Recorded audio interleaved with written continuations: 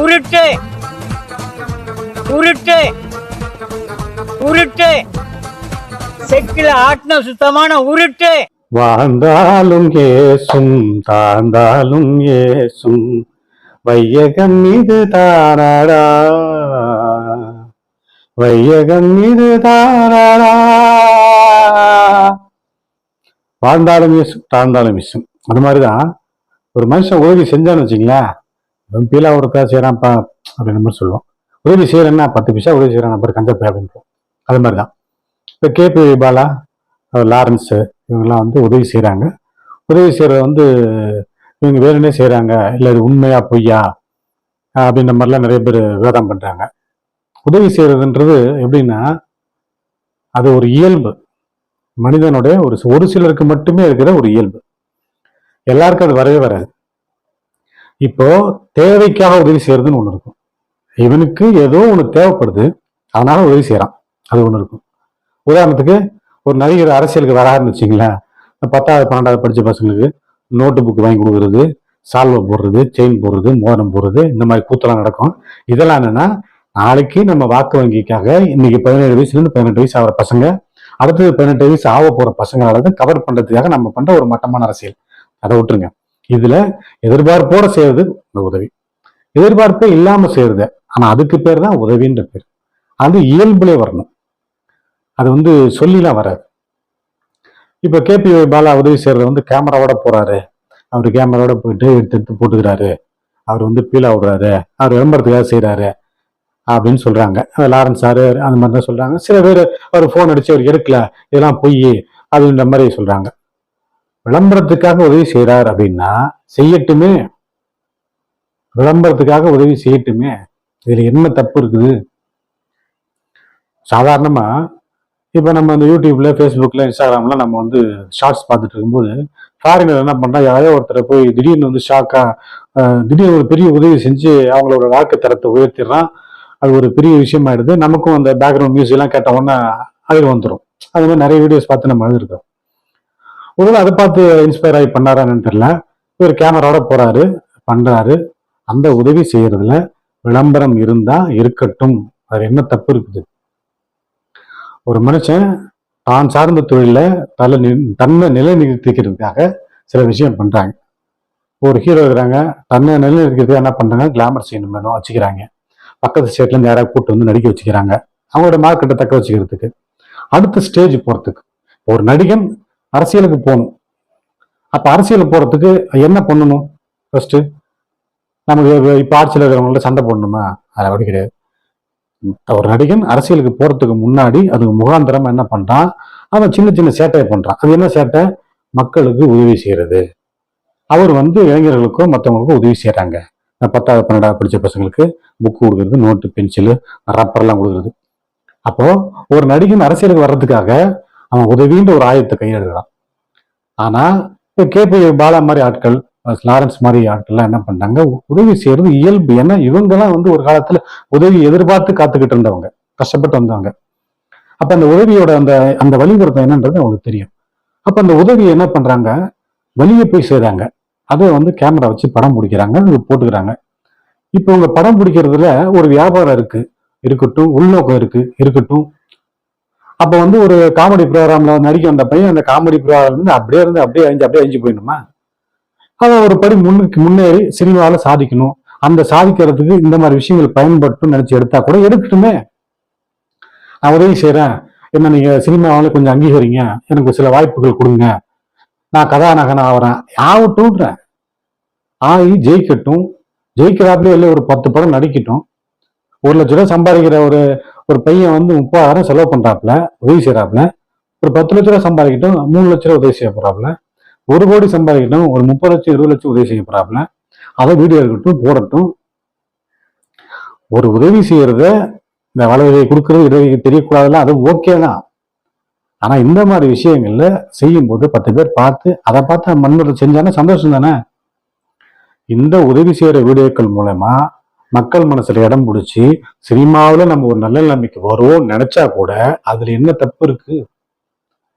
ஒரு நடிகன் அரசியலுக்கு வர்றதுக்கு முன்னாடி உதவி செய்யறது அந்த கேவலமான விஷயத்த விட, ஒரு டிவியில இருக்கிற ஒரு பையன் கஷ்டப்பட்டு முன்னுக்கு வந்துட்டு இருக்கிற ஒரு பையன், அவன் கஷ்டப்பட்டு உழைச்சு சம்பாதிச்ச காசை மற்றவங்களுக்கு உதவி செஞ்சு அதுல வர்ற ஒரு சின்ன பேரையோ புகழையோ வச்சு சினிமாவை நிலைநிறுத்திக்கலாம் அப்படின்னு நினைக்கிறது என்ன தப்பு இருக்குது? அதுல ஒரு தப்புமே கிடையாது. கேமரா வச்சு படம் பிடிச்சி உதவி செய்யறதுல ஒரு தப்புமே கிடையாது. உதவி செய்யறதுன்றது இயல்பு. அந்த இயல்பு எல்லாருக்கும் வராது. நீங்க சாதாரணமா பாத்தீங்கன்னா நம்மளுடைய உறவினர்கள் எடுத்துக்கணும்னு வச்சுங்களேன், ஒரு சிம்பிளா ஒரு ஸ்கூல் ஃபீஸ்க்கு தேவை, இல்லை ஒரு ஆஸ்பத்திரிக்கு செலவுக்கு தேவை, அந்த மாதிரி ஒரு செலவுக்கு தேவை அப்படின்னும் போது நீங்க என்ன பண்ணுவீங்க? ஒரு உறவுகிட்ட கேட்கலாமா அப்படின்றதுக்காக, இந்த மாதிரி 10ஆம் தேதி ஃபீஸ் கட்டணும்ப்பா, அது 10ஆம் தேதி கட்டணும், என்ன பண்றதுன்னு தெரியல அப்படின்றது சொன்ன அடுத்த செகண்ட் அவன் என்ன பண்ணுவான்? நீங்க 10,000 ரூபாய்க்கு பேசிட்டு இருப்பீங்க, அவன் உங்களுக்கு 1,00,000 ரூபாய் கணக்கு சொல்லுவான். ஆமாப்பா, நான் எனக்கு வேற அங்க ஒண்ணு இது கட்டணும், கரண்ட் பில்லு கட்டணும், கடை வாடகை கட்டணும். யாரு? உங்க சொந்தக்காரன். அது இபி பில் வேற இந்த இடம் இவ்வளவு வந்துடுது, ஃபீஸ்காரரை புரிஞ்சிருவான் போல இருக்கு, அப்பாவுக்கு வேற உடம்பு சரியில்லை, அது ஒரு கதை சொல்லுவான். சரி, நம்ம இவங்ககிட்ட கேட்க முடியாது, இவங்க அப்பாட்ட கேட்கலான்னு பார்த்து அந்த மாதிரி ஒரு என்ன பண்ணோம். அப்புறம் இப்ப அப்பா இப்படி இருக்காரு, அட நீங்க வேற அப்பா கிட்ட, அவன் இவனே சொல்றான், அப்பா கிட்ட 5 பைசா கூட கிடையாதுங்க, அவரு வருமானம் இல்லாம கஷ்டப்படுறாரு, வாங்குற பென்ஷன் இதாயிடுது, அதாயிடுது, எல்லாத்தையும் இவனே சொல்றான். அப்போ ஒரு சின்னதா ஒரு உதவிய நம்ம கேட்கவே மாட்டோம். நமக்கு இந்த மாதிரி ஒரு சூழ்நிலை இருக்கு அப்படின்னு சொன்ன உடனே அவன் புரிஞ்சுப்பான், இவன் நம்மள்ட்ட தாண்டா கேட்க வரான்ட்டு. டக்குன்னு என்ன பண்ணா அப்படியே அணகட்டுருவான், எனக்கு இவ்வளவு பிரச்சனை இருக்கு, எனக்கு இவ்வளவு பிரச்சனை இருக்கு, என்கிட்ட நீ கேட்டுறாது அப்படின்ட்டு. அப்ப நம்மளுடைய ரத்த சம்பந்தத்திலேயோ நம்ம உறவினர்களையோ நண்பர்கள் இன்னும் சில பேர் பயங்கரமா இருப்பான். நம்ம பேகையில இருந்தா அந்த காசு நம்மளுது, நம்மளுது அவன் அப்படின்ற மாதிரி. அவன் பாக்கெட்ல இருந்தா அது எங்க அம்மா காசு, எங்க தாத்தா காசு, எங்க பாட்டி காசு, என் பொண்டாட்டி திட்டம், எங்க கரண்ட் பில் காசு, என்னென்னமோ சொல்லுவான். அந்த மாதிரி ஆட்களையும் பார்ப்போம். இப்ப இந்த மாதிரி ஆட்கள் செய்யற ஒரு உதவியில ஒரு மனசு குளிர்ந்துச்சுன்னா அது எவ்வளவு பெரிய விஷயம். அதனால இதுல எந்த தவறுமே கிடையாது. உதவி செய்வதுன்றது மனிதனுடைய ஒரு சில மனிதர்களுடைய இயல்பு, இலகிய மனசுள்ளவங்களுடைய இயல்பு. எல்லாருக்கும் வராது. ஒரு யாராவது ஒருத்தன் அடிபட்டுருவான், பார்த்துட்டு போயிட்டே இருப்பான், முடிஞ்சு போச்சு. நீங்க அப்போ நம்ம அப்பா அம்மா அண்ணன் தம்பி வயசான அப்பா அம்மாவோ எத்தனையோ பேர் கிராமத்துலயோ இல்லை சிட்டிலேயோ அந்த மாதிரி கண்டுக்காம இருக்கிறவங்களாம் இருக்கிறாங்க. உதவின்றது ஒன்று சிம்பிளா ஒன்று சொல்றேன். நான் அப்பப்போ ஆட்டோ ஓட்டுவேன். ஒரு வயசானவர் என்ன பண்றாரு, நம்ம ஆட்டோல ஏறுறாரு. ஏறிட்டு என்னை இங்க இறக்கி விட்டுரு தம்பி அப்படின்னாரு. பக்கம் தான் ஒரு 2 தெரு தான். அங்க மழையில நான் இறக்கி விட்டுட்டேன். இறக்கி விட்ட உடனே அது குச்சோட நின்றுட்டு அவரு என்ன பண்றாரு அப்படின்றாரு, என்னன்னா நீ இருப்பா போவாதன்றாரு. இது நம்ம இறக்கி விட்டோமே, எதுக்கு நம்மளை போவாதன்னு சொல்றாரு. சரின்னு சொல்லிட்டு அவங்க வீடு, அவரு அட்ரஸோட வீட்டுல காலிங் பெல் அடிச்சாச்சு. திரும்பி அவர் என்ன இருப்பா இருப்பான்றார். கதவை திறந்த உடனே ஒரு பையனும் அந்த அம்மாவும் ஏன் இங்க வந்தேன்னாங்க அந்த தாத்தாவை பார்த்து. அப்பதான் எனக்கு புரிஞ்சுது, நான் என்ன இருக்க சொன்னதுக்கான காரணம். ஏன் இங்க வந்த அப்படின்னு கேட்ட உடனே நான் அவங்கள லேசா ஒரு நட்போடையும் ஒரு மாதிரியும் லைட்டா முறைச்சி பார்த்தேன். பார்த்துட்டு இந்த தாத்தாவை பார்த்தேன். உடனே அந்த பையன் அந்த அம்மா என்ன பண்றாங்க, நீங்க போங்கண்ணா, நீங்க போங்க, நாங்க பாத்துக்கிறோம் அப்படின்னு சொல்லி என்ன விரட்டுறாங்க. நான் தாத்தா என்ன பண்றாரு, நீ இருன்றார். அவர் என்னன்னா, என்னை எப்படியாவது என்னை வீட்டுக்குள்ள சேர்த்துரு, அதுக்கப்புறம் நீ போ, இல்லாட்டி என்னை விரட்டுருவாங்க. யாரு? அந்த தாத்தாவுடைய பெண்ணும் பேரனும் தான் அங்க நின்று பேசுனது. அவர் பெத்த பொண்ணு வேற. இவங்க இங்க இருந்து போன் அடிக்கிறாங்க. என்ன அடிக்கிறாங்க? அவன் பையன்ட்ட, இதுக்காக நீ இங்க அனுப்பிச்சு விட்ட, அவங்க அண்ணன்ட்ட போன் அடிக்கிறாங்க, இதுக்காக இங்க அனுப்பிச்சு விட்ட அப்படின்ட்டு. அப்ப முதியோர் இல்லங்கள் ஏன் உருவாகுது, அனாதை இல்லங்கள் ஏன் உருவாகுது, எல்லாமே தெரியும். உதவி செய்யணுன்றது இயல்பு. நாம இந்த ஒரு இயந்திரத்தனமான வாழ்க்கையில அண்ணன் தம்பி கிடையாது, பாசம் கிடையாது, அப்பா அம்மா அதெல்லாம் ஒண்ணுமே கிடையாது, எதுவுமே இல்லை. நட்புன்றது அது ஒரு போலியானது. எதுவுமே இல்லாம ஒரு இயந்திர வாழ்க்கை வாழ்ந்துட்டு இருக்கிறோம். இதுல நமக்கு ரத்த உறவுகளுக்கே நம்ம சின்ன சின்ன உதவியோ மரியாதையோ செய்ய முடியாத சூழ்நிலையில கேபி பாலா மாதிரி, லாரன்ஸ் சார் மாதிரி இன்னும் நிறைய பேர் நமக்கு தெரியாம நிறைய பேர் உதவி செஞ்சுட்டு இருக்கிறாங்க. உதாரணத்துக்கு உங்களுடைய அண்ணன் தம்பி சொந்தக்காரங்க நண்பர்களுக்கு நீங்க சின்ன சின்ன மருத்துவ உதவியோ கல்வி உதவியோ, ஏன்னா உதவின்றதுல மெயினா இருக்கிறது இது 2 தான். ஒண்ணு மருத்துவம், இன்னொன்னு கல்வி. இது ரெண்டுக்கும் தான் அந்த நேரத்துல கண்டிப்பா கிடைக்க வேண்டிய உதவி. மற்ற எல்லாத்துக்கும் நம்ம அப்புறமா பார்த்துக்கலாம். சரி, ஒரு மாசம் கழிச்சு பார்த்துக்கலாம், 2 மாசம் கழிச்சு பார்த்துக்கலாம். ஆனா மருத்துவமும் கல்விக்கு மட்டும்தான் அந்த நேரத்துல கிடைக்க வேண்டிய உதவி.